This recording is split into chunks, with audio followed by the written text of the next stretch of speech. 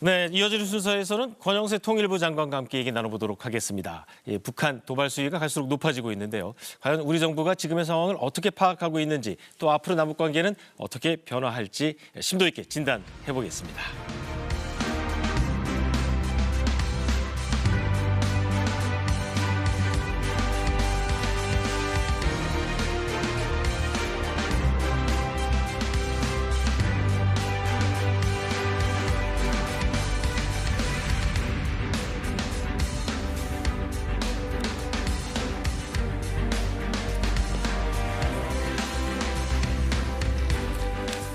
네, 권영세 통일부 장관과 함께 얘기 나눠보도록 하겠습니다. 장관님, 안녕하세요. 예, 오랜만입니다. 네, 예. 취임하신 지 한 9달 정도 됐던데. 예, 그렇습니다. 통일부가 상당히 특수한 부처잖아요. 예, 정책하기에. 그렇습니다. 상대방이 이제 북한이다 보니까. 예. 어떠세요?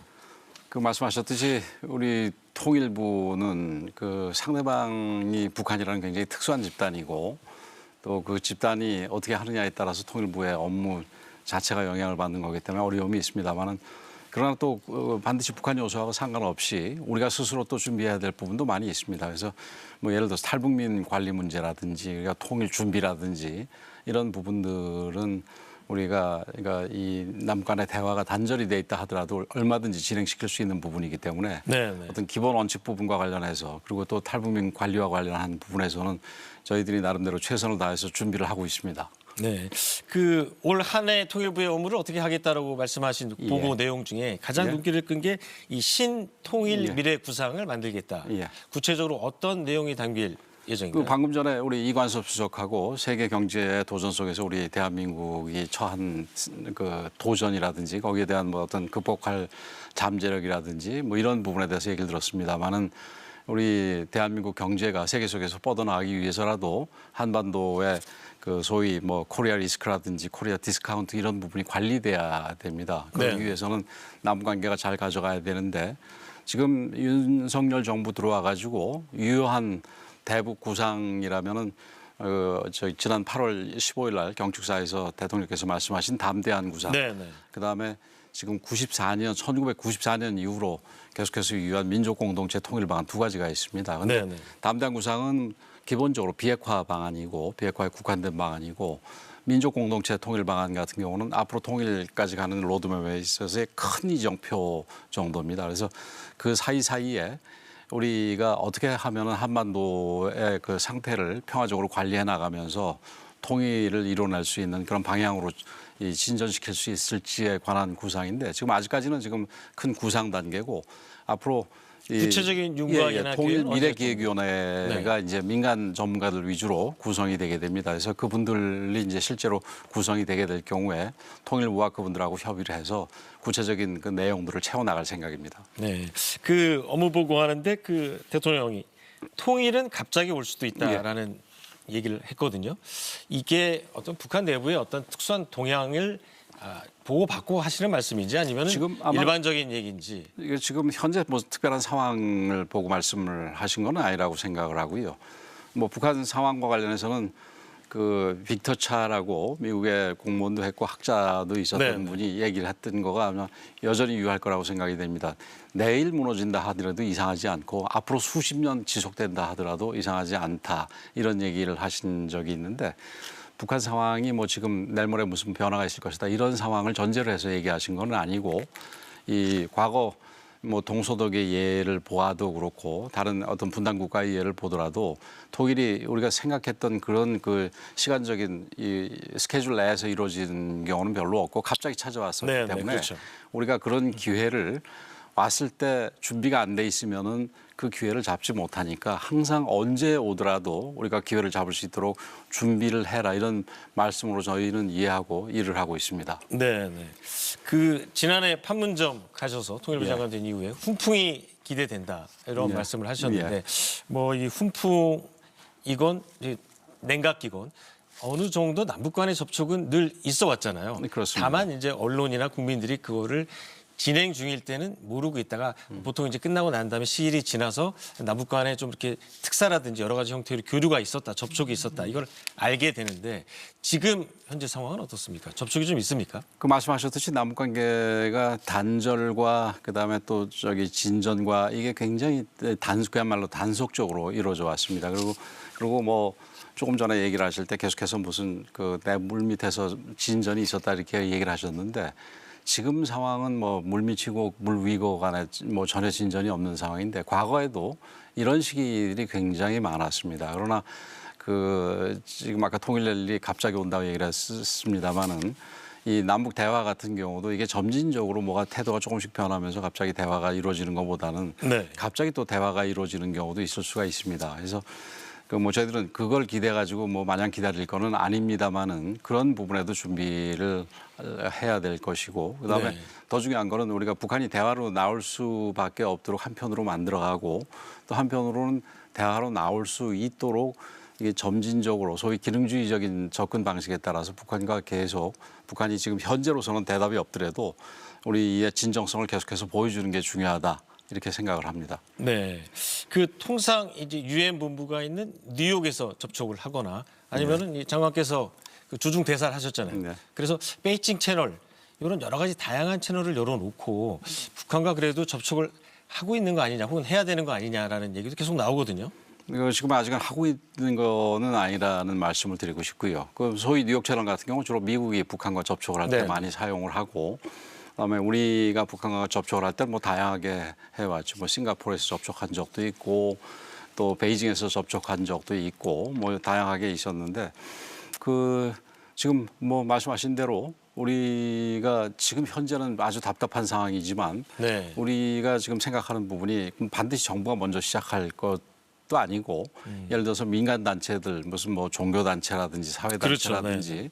뭐 이런 단체들 간에 조심스럽게 접근을 해서 그걸 네. 나중에 정부가 이어받을 수도 있는 거고 또 이 장관께서 국제기구. 다보스 포럼 가서 국제 식량기구 대표를 만나서 네. 북한의 인도적 지원하는 방안을 논의했잖아요. 예. 그러면은 자연스럽게 국제기구를 통해서 북한과 한국이 연결되는 고리가 나오는 거 아닙니까? 제가 방금 그 말씀을 드리려고 그랬는데 네. 그 이 유니세프라든지 WFP라든지 뭐 WHO라든지 기타 뭐 여러 가지 국제 인권 단체 내지는 국제 기구들하고 북한과 접촉하는 사이에서 우리가 뒤에서 그 지원을 좀 해주고 그 과정에서 우리가 또 직접 나설 수도 있게 되는 그런 부분도 있습니다. 그래서 이번에 제가 다보스에 가서 그 유니세프하고 WFP를 만났는데 거기서 그 두 수장 얘기로는 조금씩의 접촉은 있다라는 겁니다. 그러나 아직까지 이제 본격적으로 접촉은 되고 있지는 않은 게 예를 들면 유니세프 같은 경우는 그 일부 이 영유아를 위한 백신들, 코로나 백신이 아니라 그런 부분들에 대해서는 지원이 조금씩 이루어지고 있고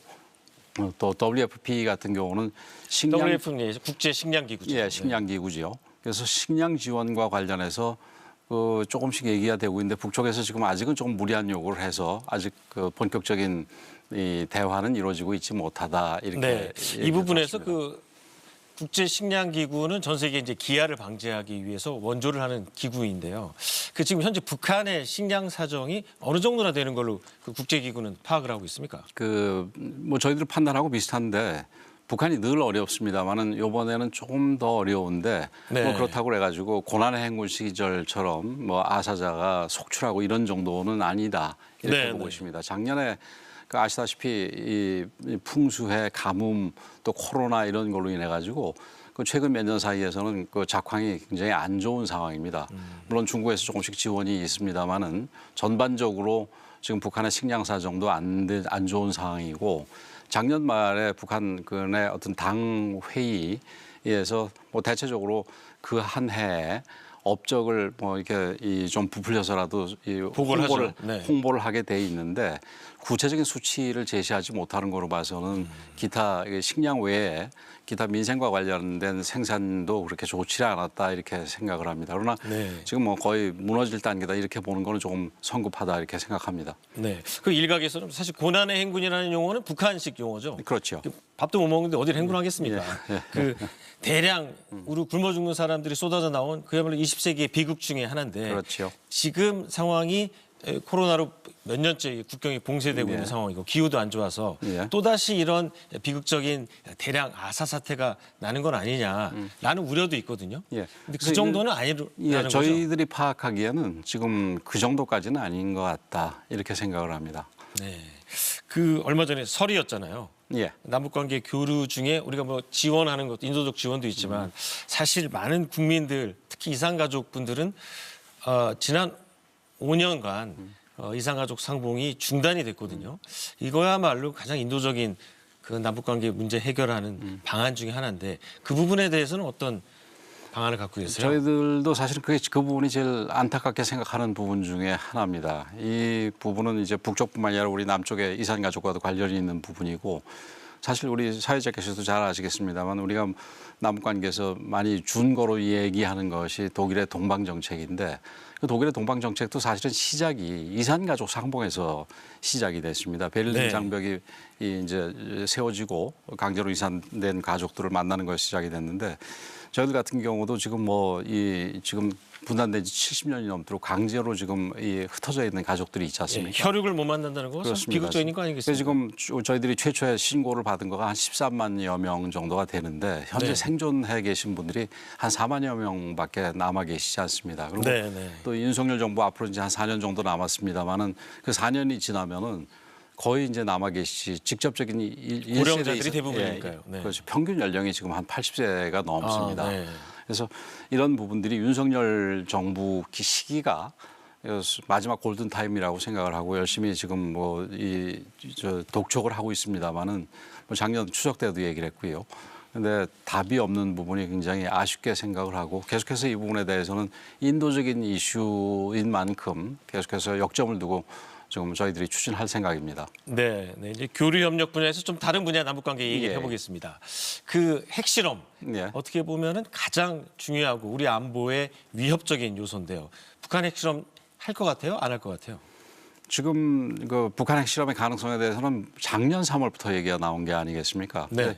소위 7차 핵실험 가능성에 대해서 뭐 진작부터 가능하다고 얘기를 했는데 그 준비는 핵실험장 준비는 최소한 작년 3월 이후에 돼 있는 것 같습니다. 그래서 정치적인 결단만 남았다 이렇게 얘기를 하는데 그럼 과연 북한이 그런 핵실험을 할 필요가 있느냐 부분에서 북한이 뭐 물론 이제 우선 작년 말에 김정은 위원장이 뭐 전술핵 무기를 많이 만들고 그다음에 핵무기 전체 능력을 기하급수적으로 늘리자 이렇게 했으니까 아마 생산을 엄청나게 하기 위해서는 실험도 있어야 된다고 생각을 하고 네네. 또 특히 이 전술핵이라는 부분이라는 것은 소형화된 경량화된 핵탄두를 말하는 것이기 때문에 그 부분에 대해서는 여태까지 북한이 한 번도 핵실험을 하지 않았기 때문에 아마 올해 내로 그런 부분에서 7차 핵실험이 이루어지지 않겠나 하고 조심스럽게 걱정을 하면서 예상을 하고 있습니다.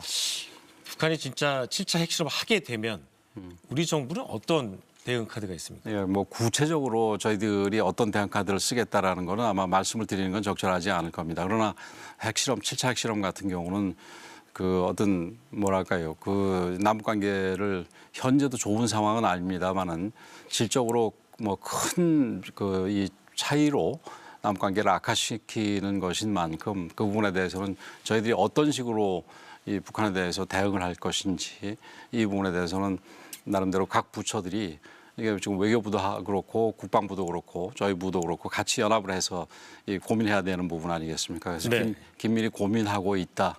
이런 정도만 말씀드리겠습니다. 핵 대응과 관련해서요. 예. 사실 대통령이 우리도 핵무장을 할 수 있다라는 어떻게 보면은 상당히 그 세계가 주목을 한 그 워딩이 나왔거든요. 예. 이 부분에 대해서 한국 자체적인 기존의 어떤 주한미군과 공동으로 핵 우산을 공유하는 그런 차원을 넘어서 또 다른 화두를 던진 셈인데요. 이 부분에 대한 우리 정부의 입장은 어떻습니까? 뭐 그 당시에도 바로 대통령실에서 우리가 직접 핵무장을 하거나 미국의 전술핵 무기를 한반도에 바로 들여오자라는 얘기는 아니다. 그만큼 우리가 북한의 핵 위협에 대해서 이 강한 의지를 가지고 대응하자라는 얘기다라는 취지의 대응을 한 바 있습니다. 네네. 뭐 저는 이 대통령실의 취지가 대통령의 의지를 바르게 올바르게 설명한 부분이라고 생각을 하고요. 조금 전에도 우리 이관섭 수석이 나와서 얘기를 하시면서 우리 그 대한민국이 무역 국가이기 때문에 그 부분에 대해서 고려해야 된다고 생각을 했는데 네. 이 무역 국가 입장에서 NPT에 위배해서 우리가 보복을 당하거나 뭐 이런 부분 경우에 있어서는 우리 경제에 큰 그 주름살을 쥐게 될 수 있는 만큼 옳지 않다고 생각을 하고요. 이 또 전술핵을 우리 한반도에 배치하는 부분도 단순히 그게 뭐 우리 핵에 대한 우리 대응 역량을 강화시킨다고 반드시 생각할 수는 없습니다. 오히려 목표가 될 수도 있고 네.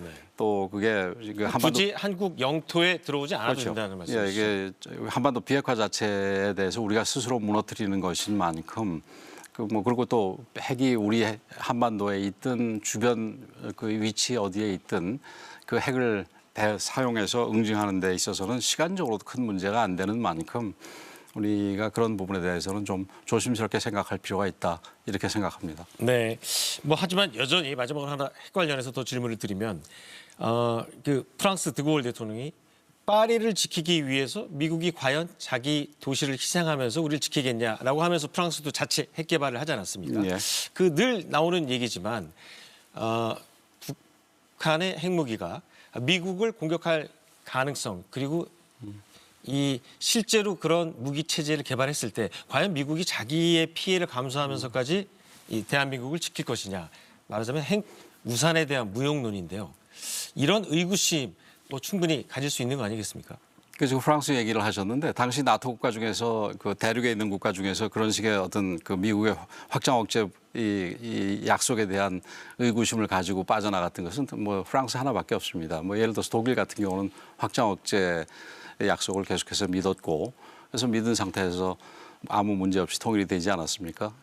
더군다나 지금 한반도 같은 경우는 한미 간의 동맹이 그 어느 때보다 강한 상황이고 또 이제 앞으로 이 한미 간의 핵과 관련된 이 공동 이 연합 훈련까지 예정된 만큼 미국의 확장 억제 능력에 대해서 우리가 의구심을 가지고 먼저부터 지금 좀 이 불편한 방향으로 나가는 거는 현재로서는 옳지 않은 방향이다 이렇게 말씀드릴 수 있겠습니다. 네, 이 핵실험이 그야말로 이 전 세계적인 규모의 도발이라고 그러면 이 국제적인 도발 최근에 이 북한 무인기가 그야말로 서울의 중심부 이 용산의 지역구가 용산이시죠. 네. 예.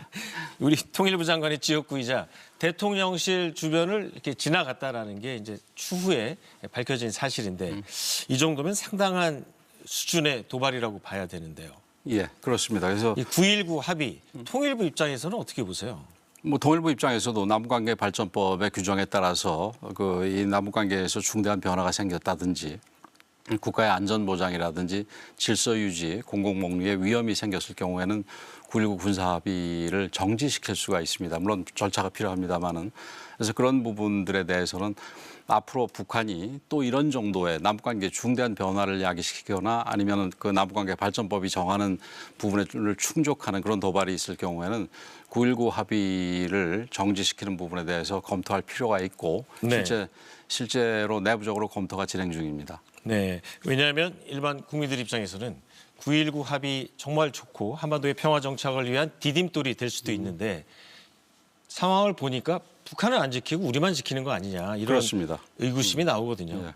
그래서 그런 상황에서 말씀하신 대로 북한은 안 지키고 우리만 지켜가지고 우리의 안보나 어떤 그 시민들의 안전이 위협이 되게 된다면은 그걸 우리가 언제까지 붙들고 있을 이유는 없다고 생각을 합니다. 그래서 그런 부분에서 검토가 진행되고 있습니다. 네, 우리가 정부 차원에서 쓰던 카드가 있습니다. 가령 예를 들어서 이 대북 확성기 방송이라든지 아니면은 일부 탈북 잔치에서 이 전단을 날린 그런 일도 있었잖아요. 예.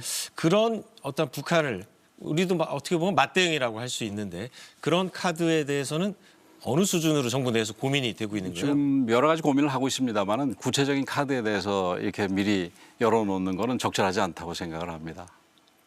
네, 아니 전례가 있기 때문에. 예. 네, 그러면 그 또 다른 얘기 하나 해보겠는데요. 이 이른바 이 북한의 막말 있지 않습니까? 네. 얼마 전에 통일부를 향해서 무슨 매맞을 짓을 좀 했다 이런 얘기를 하는데 사실 뭐 어떻게 보면은 예전엔 더 심한 말도 했잖아요. 우리 대통령을 향해서 예, 예. 정말 입에 담기 어려운 예, 정도의 그렇습니다. 말도 해서 이런 것들이 뭐 어떤 군사적인 조치는 아니지만 국민들의 감정을 건드리는 일종의 또 도발 아니겠습니까? 네, 그렇죠. 통일부는 어떻게 상대하세요? 이런 얘기를.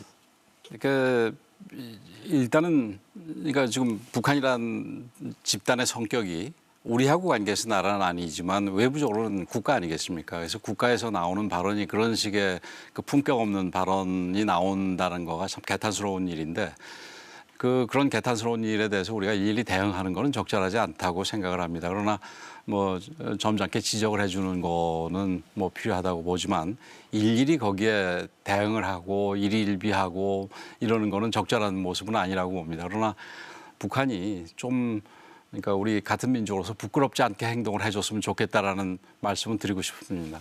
네. 그 또 다른 얘기, 북한 인권 문제에 대해서 예. 좀 얘기를 해보겠습니다. 미국이 최근에 이 북한 인권 대사를 새로 임명했죠. 예. 네. 이거는 미국의 정책 변화라고 봐야 되나요? 뭐 저는 그렇게까지 보지는 않습니다. 그 인권 부분에 있어서 우리도 앞으로 뭐 중요하게 봐야 되겠지만 미국을 중심으로 한 그 서방 경우에 인권을 특히 중요시하게 보고 있지 않습니까?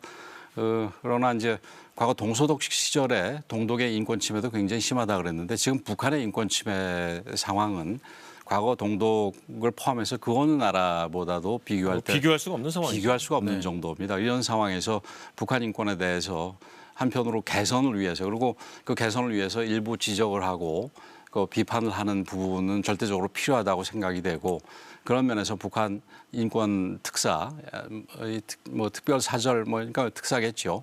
어쨌든 그 임명이 된 부분에 대해서는 뭐 조금 공백이 있었지만 잘된 일이라고 보고. 저희들도 북한 인권 문제에 대해서는 그 이번 정부 들어서 특히 좀 강하게 이 일을 할 생각입니다. 그래서 지금 북한 인권법이 2016년인가요? 제정된 이후에 지금 제대로 집행이 되고 있지 않는데 특히 북한 인권 관련해서 우리 민간 부분에서 플랫폼이 될 수 있는 북한 인권재단이 출범되지 않고 있는 부분은 굉장히 아쉬운 부분인데 그래서 그런 그건 부분 왜 출범이 안 되고 있습니까? 지금 그건 원래 장관과 여당, 야당 이 셋이 합쳐서 이렇게 추천을 하기로 돼 있습니다. 그러나 저는 장관으로서 2명을 이미 추천했고 여당도 5명을 추천했는데 야당이 5명을 추천하지 않아서 출범을 못 하고 있습니다. 그래서 저희들이 인권재단 준비위원회를 가칭으로 해서 그러니까 여당이 추천한 5명. 그다음에 제가 추천한 2명 합쳐서 7명이 일단은 임시로 통일부 내 내부 기구로 해서 통일부의 어떤 좀 도움을 받아가지고 사실상의 플랫폼 역할을 좀 시키도록 그렇게 할 생각입니다. 네. 그 기구가 만약에 이제 야당과 같이 공식적으로 출범을 하게 되면 어떤 일을 하게 돼요? 북한 인권을 위해서. 북한 인권 국제기구하고 교류하면서 이 북한 인권의 개선을 위해서 노력하는 부분도 있고요. 그다음에 여태까지는 지금 우리 국내 많은 북한 인권 단체들이 있는데 인권 단체들에 대해서 제대로 관리가 안 됐던 부분이 많습니다. 그래서 이런 인권 단체들과 협력을 해서 북한 인권의 실질적인 개선을 위해서 노력하고 무엇보다도 북한 인권 상황을 정확하게 파악하고 뭐 이런 일들을 하게 될 겁니다. 네. 보니까 오늘 유엔 북한 특별인권보고관이 한국에 입국을 예, 하거든요. 예. 제가 일정을 보니까 이 통일부 장관과 면담도 있던데요. 예, 뭐 지난번에 유엔 쪽이랑은 어떤 유엔 쪽에 활동을 하나요? 새롭게 임명된 인권보고관이 임명되자마자 저희들 찾아와가지고 작년에 제가 이미 한번 만났습니다. 네네. 그래서 올해 또 봐서 그 사이에 북한 인권과 관련해서 새롭게 진전된 사항에 대해서 서로 이렇게 교환을 하고 앞으로 북한 인권 개선을 위해서 어떻게 노력을 할 것인지 좀 같이 좀 허심탄회하게 얘기할 생각입니다. 네. 또 다른 얘기 중에 하나가 그 업무 보고 중에 예. 눈길을 많이 끌었던 것 중에 하나가 이 북한의 노동신문 있지 않습니까? 예, 예. 그 노동신문을 제한적으로나마 공개하겠다. 네. 지금까지는 일반 국민들은 전혀 볼 수가 없는 건가요? 예, 근데 사실은 그게 좀 제한된 범위 내에서는 볼 수가 있었는데 조금 더 편리하게 볼 수가 있게 하겠다 이런 부분이 전문가가 아니래도 일반 국민들이 볼 수 있었나요? 통일 플러스 센터라든지 통일부가 운영하는 그런 그 장소에 가면은 소위 PDF 형식으로 디지털 방식으로 얼마든지 볼 수 있게 하겠다. 왜냐하면 이제 우리 국민들이 성숙하셔가지고 북한 노동신문 이게 뭐 중앙 언론이지요. 그 노동신문에서 어떤 선전 문구로 가득 차 있더라도 그게 이 선전의 벽을 넘어서서 북한의 실상을 꿰뚫어 보실 수 있다고 생각을 합니다. 그래서 그런 부분에서는 조금 더 이렇게 개방적으로 나가는 게 필요하다. 그리고 그런 식의 선제적인 개방이 나중에 우리의 언론 내 북한에서의 개방에 요구하는 데 있어서의 어떤 하나의 무기로 쓸 수도 있다. 이런 생각에서 그렇게 했습니다. 네, 네. 우리 저희 방송에서는 조선중앙TV를 받아서 네. 많이 하고 네, 또 하지요. 그 예. 북한 아나운서 특유의 억양 때문에 예, 예. 뭐 코미디 소재로 활용되고도 예, 있지 않습니까? 그렇죠. 네. 그 마지막으로 각 정부마다 통일에 대해서 이 국민들 뇌리에 박히는 게 있습니다. 가령 박근혜 정부에서는 뭐 통일은 대박, 예. 김대중 정부에서는 햇볕 정책, 지금까지 윤석열 정부는 아까 말씀하신 대로 이 담대한 네, 구상, 그렇습니다. 그거를 뛰어넘는 또 다른 무언가 어떤 준비를 하고 계세요? 그러니까 아까 말씀드렸듯이 담대한 구상은 비핵화고 그다음에 앞으로 통일의 어떤 이 구체적인 뭐 이정표라고 그럴까요? 그 신통일 구상에 대해서 저희들이 올해 내로 준비해서 국민들께 발표를 해드릴 생각입니다. 네, 정한영 오늘 말씀 감사합니다. 이 사실 남북 관계가 상당히 냉각인데요. 예. 그 어떻게 잘 새로운 해결책 그리고 뭐 특사가 됐건 아니면 국제기구를 통한 지원이 됐건 어떤 방식으로든 북한과 남한이 함께 대화를 해서 뭔가 이렇게 군사적 긴장도 풀어나갈 수 있고 그리고 이 올해는 새로운 돌파구가 열리길 기대해 보겠습니다. 저희도 돌파구를 만들려고 많은 노력을 할 생각이고 대통령께서 얘기하셨듯이 이 통일은 기회 준비된 사람한테 많이 가능하다는 부분을 명심하고 그 기회가 찾아올 것에 대비해서 통일 준비에 만전을 다하도록 하겠습니다. 네, 오늘 말씀 감사합니다. 네, 감사합니다. 네, 권영세 통일부 장관과 이제 남북 문제 얘기해봤습니다. 그 국민 여러분, 내일부터 이 실내 마스크 착용 의무가 해제가 됩니다. 지난 3년 동안 많이 답답하셨을 텐데 모두 고생들 하셨습니다. 하지만 일부 병원이나 대중교통 시설에서는 여전히 마스크를 써야 합니다. 그리고 개인 위생도 좀 더 철저히 해달라고 보건당국은 권고했습니다. 오늘 의료 진단 여기서 마치겠습니다. 시청해 주셔서 고맙습니다. Angel is the